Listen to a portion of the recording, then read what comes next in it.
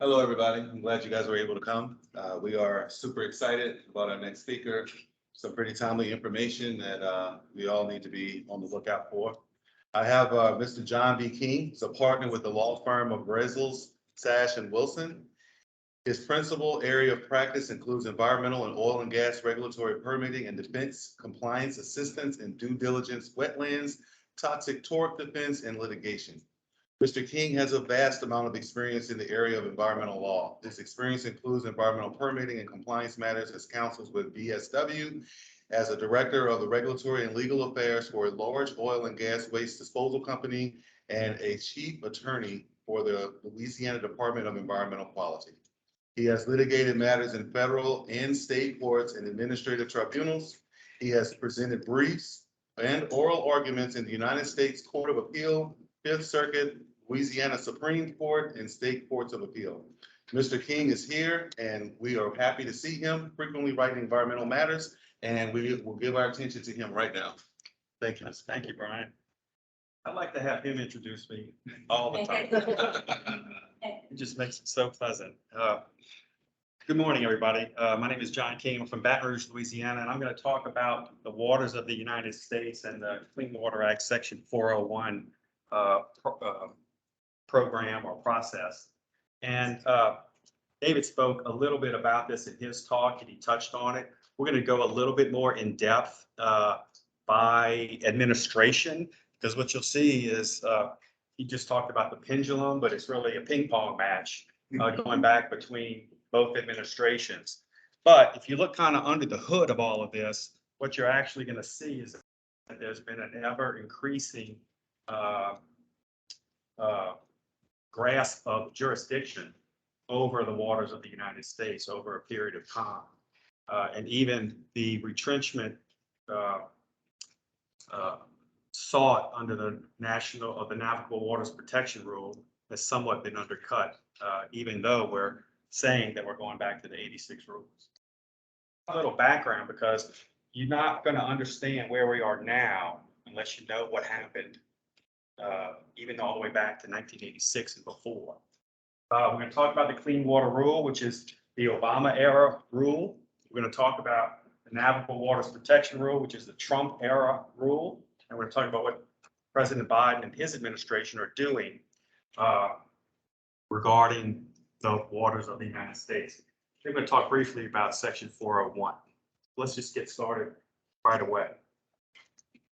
So the Clean Water Act, passed in 1972, regulates navigable waters. And the definition of that is waters of the United States and the territorial seas. That's it. That's all it says. And from that statutory definition, all of what we're going to be talking about generally evolves. And there have been various definitions over the years, characterized generally by an ever more expansive view of jurisdiction. First milestone really was 1974, when the Corps and EPA established their rule under the Clean Water Act. And this rule had a limited view of what waters of the United States actually meant. And what they thought it meant at the time was navigable in fact. Those types of waters that had been used in commerce or were susceptible to use in commerce and had been thought of as waters of the United States for 100 years. There's a very famous case called the Daniel Ball from 1871, and it defined waters as navigable in fact. Think about, if you will, the Mississippi River, you know, where you have your paddle boats going down the river in the 1850s. You have jack boats or whatever on the Ohio River moving goods. That type of passageway, waterborne passageway. But Clean Water Act was interpreted to be a little bit more expansive. And very soon after that rule was in place, the district court said, look, Clean Water Act was intended to provide more regulation than just the navigable in fact, just those traditional navigable waters. And said the rule that you have promulgated, this 1974 rule, is too narrow. So go back and do it again. And so what they did over the course of the next several years is they took that court's holding to heart, and they began expanding the jurisdiction of over waters of the United States, culminating in 1986, in the 1986 rules. What were those rules? This is it. That's the whole rule. That's the whole definition, straight out of the Federal Register from 1986. And it regulates 7 basic things. Again, those traditional navigable water bodies or waterways used in commerce, currently used, have been used, susceptible to use. Interstate waters, all other waters. And you note here, the other waters portion has a test associated with it relating to whether those waters could affect interstate or foreign commerce. And that becomes a little bit important later on. The impoundments of those waters, and importantly, tributaries of all of these types of waters. Traditional navigable water bodies, interstate, other waters, and impoundments, tributaries to those. Now, there's no definition in 1986 of tributary. But over the years, what they have regarded as a tributary is a natural, a man-altered, a man-made water body that contributes flow directly or indirectly to a traditional navigable water body. So that basic definition has evolved without a formal definition, but that's the definition of tributary that they use. Territorial seas and, importantly, wetlands adjacent to all of those waters. What is adjacent? Bordering, contiguous, or neighboring. So this 1986 rule was in place, and it was in place from 1986 to 2015. And in the course of that time frame, there were several very important decisions that the Supreme Court issued regarding these definitions. First was Riverside Bayview Homes.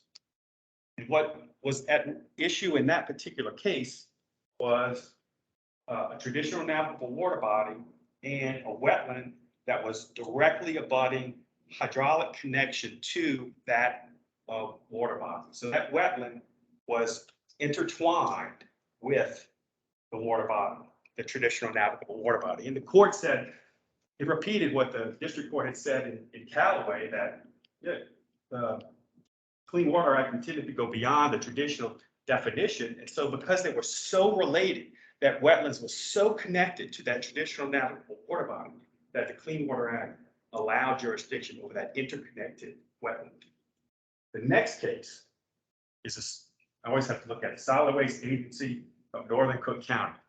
Just call it SWANC. And in that particular case, it related to an isolated pond that the Corps and the EPA felt was jurisdictional under the migratory bird rule. So if a migratory bird decided to nest or rest there, it became jurisdiction. And the court said, wait a minute. That is so isolated, you have taken out the entire meaning of the word navigable. And so that type of isolated wetland, isolated pond or water, is too far beyond what the Clean Water Act intended as to jurisdiction. And what the court said in solid waste, trying to differentiate that isolated wetland from that interconnected wetland in Riverside Bayview Homes, was it was the significant nexus between the wetland and the traditional navigable water body that informed their view and was the basis for the holding in Riverside Bayview Homes. So that significant nexus, that phrase, has evermore become used by EPA, and indeed was part of the probably the most famous case in this space, Rapanos decision. Now, this decision was written by Justice Scalia. He had a plurality, which means that 5 justices didn't join into that opinion. So it's a plurality decision. There was a concurrence issued by Justice Kennedy. And these 2 decisions together basically have been used by EPA and the court to define the scope of their jurisdiction. Scalia had he had a narrower view of the Clean Water Act jurisdiction. And in terms of what waters it governed, it was those continuously flowing permanent, relatively permanent, standing, or continuously flowing bodies of waters, like what everybody would think of as a river, a lake, a stream, those types of waters. And adjacent, you had to have a continuous surface connection. So there's no demarcation between what's water and what's wetlands. Remember those interconnected wetlands in Riverside Bayview homes? That's what he's talking about. Kennedy took a different approach, a broader approach. He took that phrase significant nexus, and he didn't necessarily tie it to a significant nexus between the water body and an adjoining wetland. He took the significant nexus to the objective of the entire Clean Water Act. He said that a significant nexus exists if those wetlands, either alone or in combination with similarly situated wetlands in the area, which is along the same border of stream or lake, or river. If those wetlands affect the chemical, physical, and biological integrity of other navigable waters. So the nexus is based on chemical, physical, and biological integrity of the waters, which is the objective of the Clean Water Act, to preserve and protect the chemical, physical, and biological integrity of the waters of the United States. So those two decisions, or those two opinions in the Rapanos decision, have become the standard by which EPA and the Corps measure their jurisdiction. So enter the Obama administration. They proposed a rule in 2014. They indicated they were doing this so that they could make the identification of waters of the United States less complicated and more efficient. And of course, achieve that Clean Water Act goal of restoring and maintaining the chemical, physical, and biological integrity of waters of the United States. So that was the purpose of the rule. And key to that rule, and something you need to keep in mind as you understand what's going on now with the current rule. There was a study that was done or finalized in January of 2015. A prior study was referenced in the proposed rule. The final study was referenced in the final rule. But it's called Connectivity of Streams and Wetlands to Downstream Waters. And it is the science that that EPA and the Corps refer to in all their subsequent rulemakings. And it provided generally the entire technical basis for the Clean Water Act rule. And its basic conclusion is everything's connected. Everything is connected. So streams influence the downstream traditional navigable water bodies because they may send pollution down the stream, sediments or toxic waste. They have volume floods, and that may impact downstream waters. A wetland affects downstream waters because it holds water many times, or it filters pollutants out of that downstream water. And so because of this connectivity, everything is connected in some way or another. And so the biological, the chemical, physical, and biological connectedness it indicates that everything is so intertwined that there has to be jurisdictional in that regard. The final rule was published, and they kept the traditional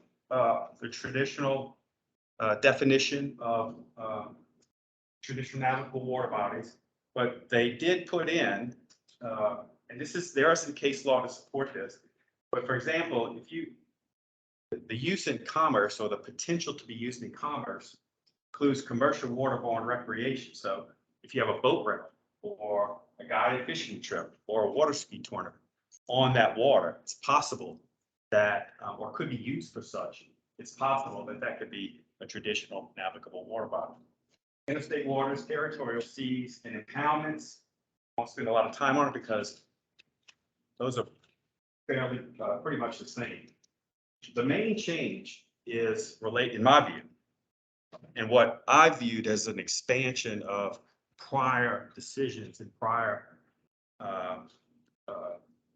considerations of jurisdiction, are tributaries. So anything that meets the definition of a tributary is a water of the United States. And it's any water that contributes flow, and it's characterized by the presence of a bed and bank, and an ordinary high water mark. Can be natural, man-altered, or man-made. So it can go through, for example, culverts, go through a ditch, anything of that nature. And importantly, the flow may be ephemeral, intermittent, or perennial. Ephemeral means sometimes, like when it rains. Intermittent can be seasonal, perennial all the time. The reason why this is important is because that definition expanded the scope of waters that were tributaries. So maps like this were all over the place, 2014, 2015. And they showed generally that prior to what the definition would do or did do regarding tributaries. So you see the waters here, and you see under the rule, the waters now regarded as tributaries. And why does that make a big difference? Well, first, those become jurisdictional, but most importantly, wetlands adjacent to those newly regulated tributaries also became regulated as well. So if you back up and look at all of the different, if you have this newly regulated tributaries and you have a wetlands that's now adjacent to that, that too has become regulated under this rule. And then there's some case by case, very specific wetlands that were named in the water, and then some waters that had a significant nexus based on where they were located. There were various distances or locations associated with that. What happened to that particular rule? Well, as is the case with many rules nowadays, somebody doesn't like it, somebody likes it. So there's litigation all over the place on this particular rule. It went into the appellate courts, it went into the district courts, and ultimately, based on injunctions and stays issued by various district courts, what EPA described as a patchwork of regulation ended up existing at the end of the Obama term. In some states, the 2015 rule was in place. In other states, it was not. So you had this patchwork of regulation, and in fact, it was relatively confusing to figure out what were the rules, what the rules applied to you. Actually, the litigation on that is kind of interesting. A couple of AGs, I think one from Ohio, and I can't remember the other state, sued to make sure that the Clean Water Act was in fact not in effect, even though it had been revoked and even though it had been suspended. That litigation was the court decided on that litigation just last month. So litigation on this Clean Water Rule has been pending, since that time, and even active up until last month. So enter President Trump and David, I guess. And he could probably give this just from memory, but President Trump, when he came into office, he had an executive order saying, look, you got to take a look at this Clean Water Act rule. And what you should do, agencies, and this is directed to the Corps and directed to the EPA, you shall consider interpreting the term navigable waters in a manner consistent with the opinion of Justice Scalia and Rapanos. Now remember, that's that very narrow definition of what is a water of the United States.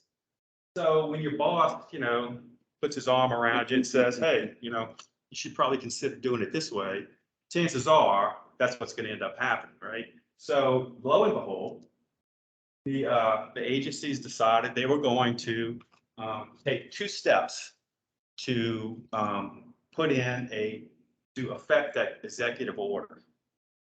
And the first step was to put the rules in place that were in place prior to 2015, the 1986 rule, and though that interpretations under Rapanos, and then propose a new rule to replace the 2015 rule.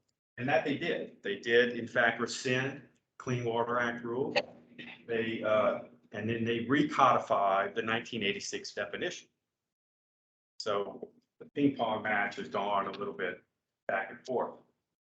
And then for step two, they then in fact proposed and implemented and finalized the Navigable Waters Protection Rule. I'm not going to spend a whole lot of time on the Navigable Waters Protection Rule. But essentially what it did was provide a very clear view of what is a water of the United States. And it was based almost exclusively on Scalia's interpretation or holding in Rapanos. They encompass those relatively permanent flowing and standing water bodies that are navigable in their own right, but they have a connection, surface water connection to traditional navigable waters and wetlands that abut or are otherwise separately bound up with such relatively permanent waters. Remember the traditional navigable water body in riverside baby homes and its interconnected wetlands? That's what he's talking about. So there were only 4 core categories of traditional navigable water bodies. Those traditional navigable waters, territorial seas, tributaries of such, and they have to be perennial or intermittent, no more ephemeral. In other words, you don't get jurisdiction because it carries rainwater. It has to be either intermittent, like seasonal, or perennial. Certain lakes and wetlands adjacent to those jurisdictional waters. Ditches, they had a lengthy definition of what ditches were in and which ditches were not. And if you were a ditch that was also a tributary, you were in, but otherwise ditches were out, and which was very welcome because ditches convey waters and have been regarded as tributaries in some form or fashion, which could connect you to an adjacent wetland. Prior converted cropland was also excluded. Now, this particular rule, as David mentioned earlier, just in August of last year was vacated and remanded. It's on appeal to the 9th Circuit now. The Navigable Waters Protection Rule, if you go up and Google, not Google, but go to the Code of Federal Regulations, you will see the Navigable Waters Protection Rule, despite the fact that it's been remanded and vacated. So enter President Biden on the other side of the ping pong table.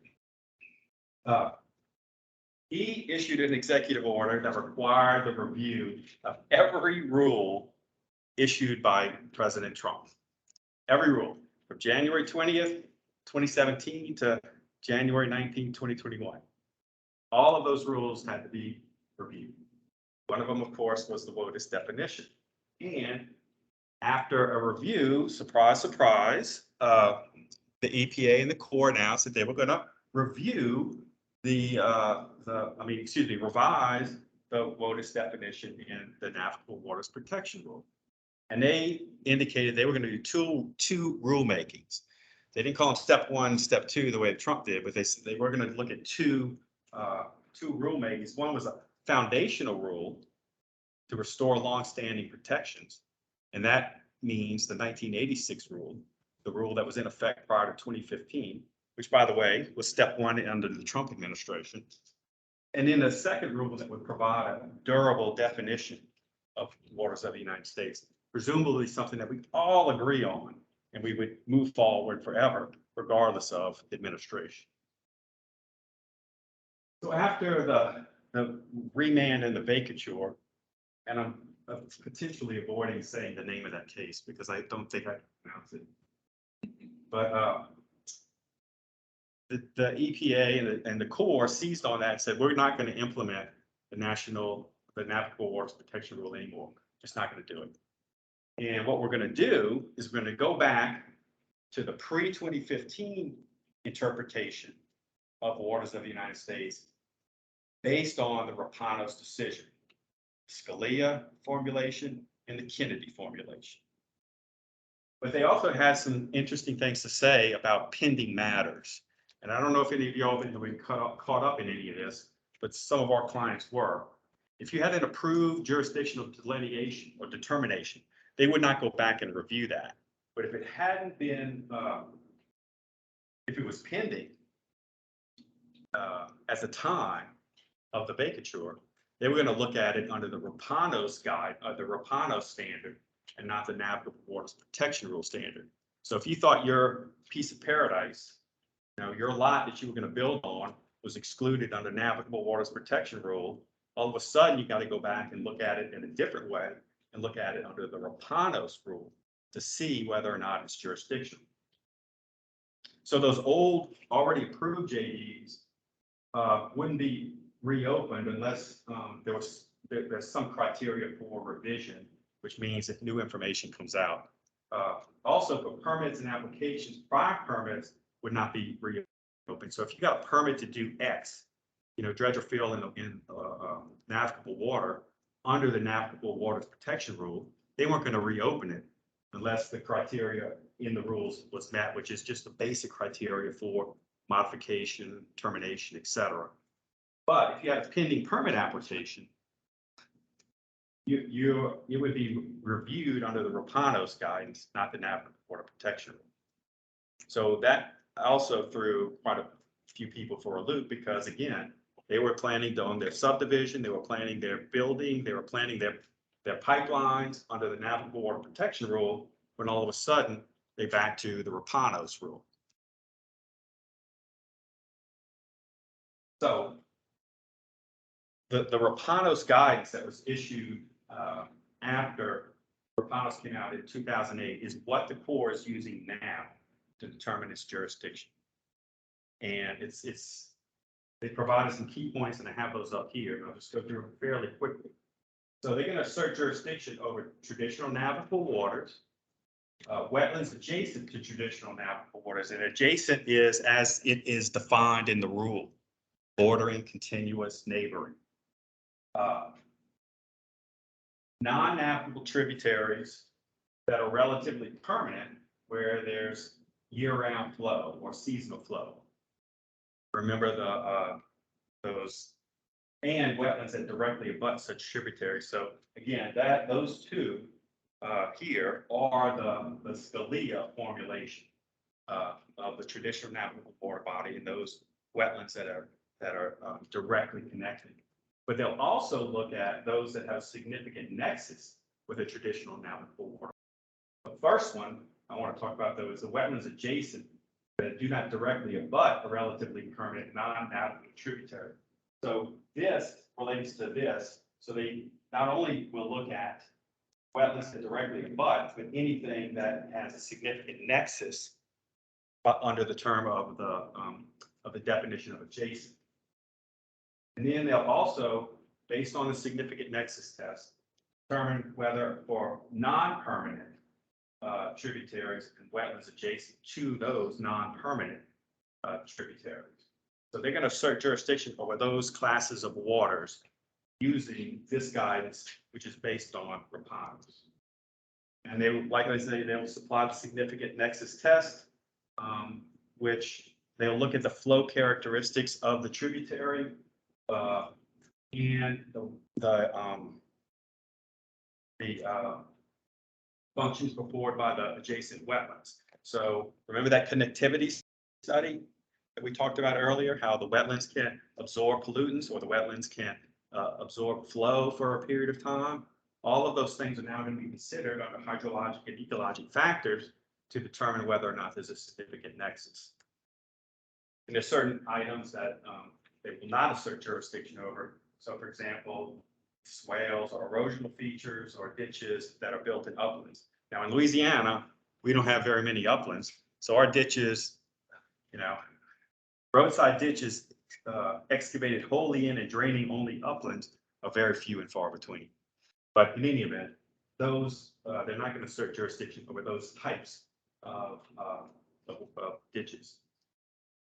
So now, based on Rapanos and based on the step one process announced by President Biden, they have proposed a definition of waters of the United States to go back to the 86 regulations.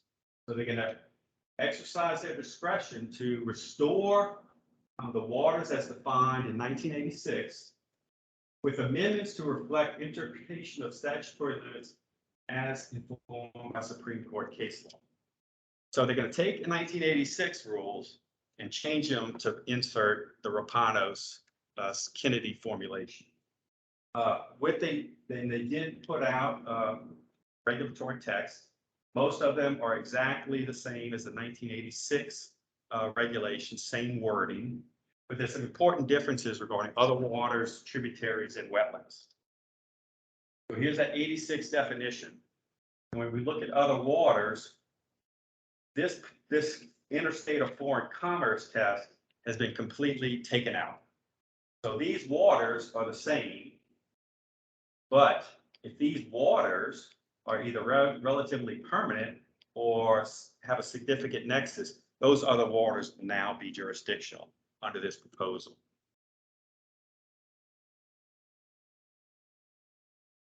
Same basic formulation. Tributaries of these types of waters that are relatively permanent or have a significant nexus, those will be jurisdictional under this proposed rule. Wetlands adjacent, same basic thing. They identified wetlands that definitely will be, if they're adjacent to these types of waters, traditional navigable waters, interstate and territorial seas, or impoundment, relatively permanent impoundments of tributaries that have a continuous surface connection. And then waters, impoundments and tributaries when those have a significant nexus with the traditional navigable water. And the definition of adjacent remains the same. So again, what you see here from this particular proposal is, again, EPA taking these longstanding rules, 1986 rules, and inserting into them the Scalia formulation and the Kennedy formulation as standards for what will or will not be waters of the United States. Now, in terms of step two, they are going to hold roundtables around the country to listen to what folks in various regions have to say about this rule and what should be a durable definition. But as Coach Corso says on College Game Day, not so fast. David mentioned earlier, Sackett versus EPA. They did grant writs on whether or not, well, in that Ninth Circuit case, the Sacketts argued that we should go with Scalia's narrow formulation. Ninth Circuit went with the Kennedy formulation, the broader formulation, and the Supreme Court indicated that it took cert to review whether the proper test was used for determining whether wetlands are waters of the United States. So what does that mean? It means that we're going to have another decision that's going to hopefully try and define the scope of Clean Water Act jurisdiction. If the majority of the justices agree with the Scalia formulation, this proposed rule and this durable definition, they have to reflect that until there's a legislative change to that. So that's probably next year we'll be talking about the decision in Sackett versus EPA. Let's turn to the section 401. How am I on time? Okay, I'll go through this really quick. So David talked about this. So anytime you need a federal permit, you need a water quality certification. It's supposed to be related to certification that the water quality standards will not be impacted by the federal project for which the permit is sought. The state must act within a reasonable period of time, shall not exceed 1 year after receipt of such request. So rules were published in 1971. They've remained the same since then.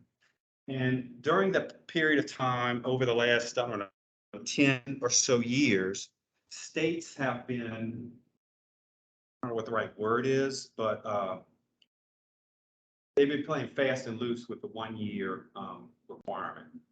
And so the decisions were taking much longer than the year because the state itself was not necessarily in favor of the project. And so they would keep asking for additional information. Sometimes they would enter into tolling agreements, all to extend that 1-year timeframe. They also added non-water quality conditions to water quality certifications and even denied certain water quality certifications for certain types of projects, fossil fuel related, coal terminals, pipelines. And so this type of process raised the ire of some. And so when the Trump administration came in, they changed the rule. And I don't know if you worked on this one or not, but they changed the rule to try and alleviate some of those practices. And so first thing that has to be done before you submit a request for a water quality certification is ask the agency, the state agency, for a meeting. Now, we did this over and over again pursuant to this rule, and our state never met with us at all, never had a meeting. So I don't know if this was, I don't know, I know this is supposed to give them a heads up and they can learn about the project and you can talk to them about it. But at least in our state, when we would send in a request for a meeting, they would write back and said, no need for a meeting, just send in the application. But what they did talk about in this rule is the scope of certification. It has to be related to water quality. No more putting air permit type conditions in a water quality certification. And it's got to be limited to impacts from that project, not cumulative, but that project. And the timeline, you've got to act within the year from the time you receive an application that has certain things set out in it.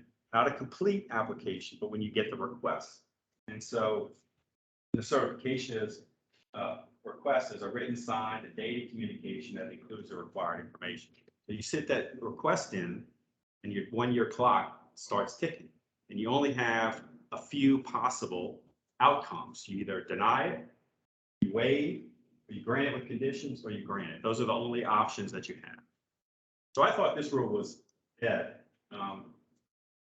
Again, President Biden required a review of all of Trump's rules, and they were going to revise this rule. And then in a court in, I think it's the Northern District of California, vacated and remanded that rule. So I thought, well, this is dead until yesterday.